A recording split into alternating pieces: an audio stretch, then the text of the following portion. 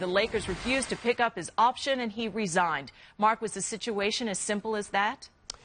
Yeah, it's a big part of it. I think everybody realized the odds were long against Mike D'Antoni coming back, and I think Mike himself realized, if I come back, if I'm only going to get a year, what's the point here? And, fan sentiment, the fans wanted a change, and the Lakers have had such a rough go of it here these last couple of years. They're listening to their fans like they never have before, so it was really hard for people around the league to see a situation where Mike D'Antoni could come back. And now if the Lakers said, okay, we'll give you that extra year so you can coach with some authority, I think Mike would have considered it. And there was some sentiment within the organization to bring him back. But this really is the outcome that most people around the league expected. So where do the Lakers look for a new head coach? You're going to hear a zillion names, honestly, because they're really not in a rush.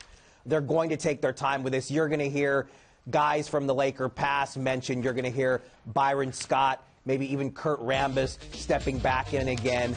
Mike Dunleavy, they interviewed him last time. He coached the Lakers before. You're going to hear his name.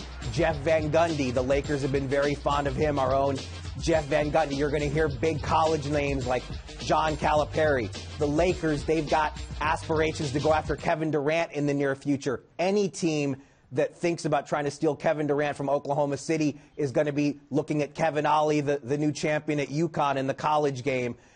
There are going to be a ton of names. Derek Fisher is another one, a guy who's playing with Kevin Durant right now. So this is going to be not a fast-moving thing. The Lakers have basically come out and said, we don't think we're going to have a coach by the draft. It's not the top-of-mind issue for them right now.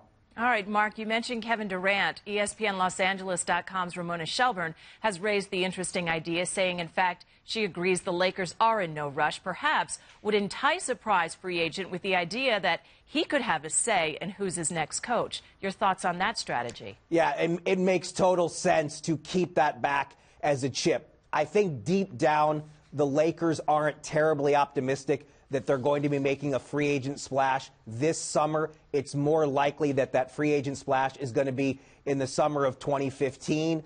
But if something changes, you run out the ground ball with LeBron James and Carmelo Anthony. You go to them and ask them and see if they have interest. Obviously, you don't just write it off before you even get to free agency. If one of those guys says, yes, I'll come if you give me Coach X, it certainly behooves the Lakers to keep that spot open.